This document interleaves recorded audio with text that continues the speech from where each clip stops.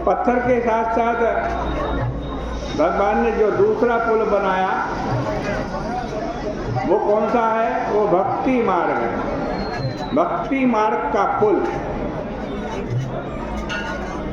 दूसरा पुल बनाने का अभिप्राय है कि यद्यपि पत्थर का पुल तो है, पर डर यह है कि चलते समय अगर कहीं समुद्र में गिर गए तो जलचर उठाकर खा ही जाएंगे, और वस्तुतः ये जलचर ही हमारे जीवन के दुर्गुण हैं।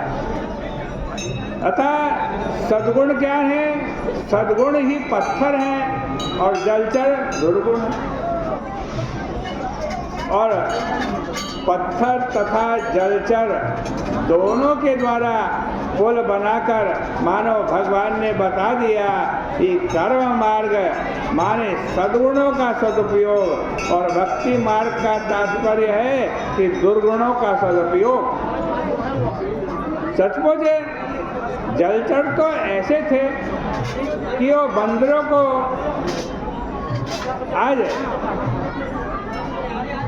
बंदरों के गिरने पर यदि वो बंदर गिरे उनके ऊपर वो उनको उठा करके खा लेते,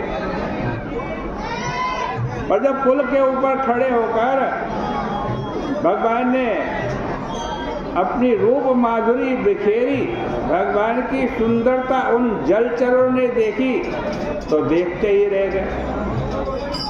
इसका अभिप्राय है कि जीवन जितनी भी दोष वृत्तियाँ हैं उनको भगवान से जोड़ दीजिए। जब ये भगवान से लग जाएंगी तो इनका भी सदुपयोग हो जाएगा। यह भक्ति मार्ग है, भगवत कृपा का मार्ग है। हनुमान जी की तरह जो ऊपर उड़ करके गए वो ज्ञान मार्गी है। समुद्र से ऊपर चले जाना मतलब अभिमान से ऊपर उठ जाना। ज्ञान की परिभाषा करते हुए कहा भी यही गया है कि जिसके जीवन में ज्ञान होता है उसमें अभिमान का अभाव हो जाता है। ज्ञान मान जहाँ एक नान। लेकिन जो बंदर कभी अटक गए थे वे भी अंत में समुद्र पार कर लेते हैं। अतः समुद्र पार करने के बाद लंका में युद्ध होता है, रावण और कुंभकर्ण मारे जाते हैं। भगवान राम विभीषण से कहते हैं, मित्र अब सीता जी को ले आओ। विभीषण जी आज आदेशानुसार लंका की सबसे सुंदर पालकी जिस पर एक रेशमी पर्दा पड़ा हुआ है उस पर श्री सीता जी को बिठाकर लंका के पालकी वाहक कंधे पर पालकी लेकर के चले। बंदरों की भीड़ श्री सीता जी के दर्शन के लिए ललायित है। उन्होंने आज वो बंदर हैं, अनुशासन का उन्हें पता नहीं कि अनुशासन क्या होता। दर्शन के लिए दूर से खड़े होकर दर्शन करना चाहिए, ऐसा नियम है।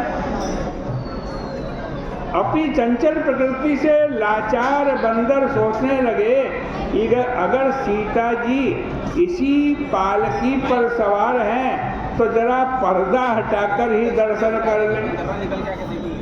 राक्षसों ने देखा ये बंदर तो बड़ी उद्दंडता कर रहे हैं, पालकी से पर्दा हटाना चाह रहे हैं। बेंत लेकर बंदरों को मारने दौड़े। उन्हें लगा ये कैसे चंचल बंदर हैं, कैसी अशिक्षता कर रहे हैं ये लोग।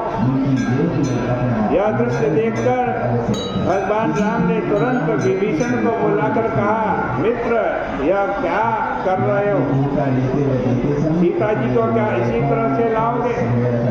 विभीषण विभीषण ने पूछा, महाराज सम्मान में कोई कमी रह गई है क्या? प्रभु ने कहा, बहुत बड़ी भूल हो गई है तुमसे कि पालकी पर बैठा करके ला रहे हो। मेरा आदेश है कि तुम सीता जी को पैदल लेकर के आओ। रघुवीर कहाँ मम मानहु, कह रघुवीर कहाँ मम मानहु, सीता ही सखा पाया दे आनहु, सीता ही सखा पाया दे आनहु।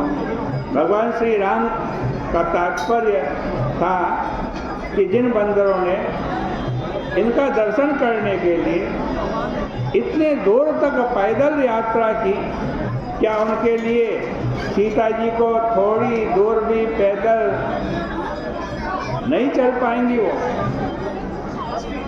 प्रभु ने कहा, विभीषण अब भी भक्ति के ऊपर आवरण की आवश्यकता है क्या? अब पर्दे की आवश्यकता है क्या? मैं तो चाहता हूँ कि ये बंदर अपनी माँ को देखें। कहीं किसी माँ ने अपने बेटे को देखकर पर्दा किया है क्या? देखूं कपि जननी की नाई, देखूं कपि जननी की नाई, विहसी कहा रघुनाथ गोसाई, विहसी कहा रघुनाथ गोसाई। और इसका परिणाम यह हुआ कि जो बंदर अभी अटक गए थे वे ही बाद में सत्संग के माध्यम से भगवान की कृपा का आश्रय प्राप्त करके रावण कुंभकर्ण रूपी दुर्गुण दुर्विचारों पर विजय प्राप्त करने के पश्चात शांति तथा भक्ति स्वरूपा श्री सीता जी का दर्शन कर पाते हैं और धन्य हो गए।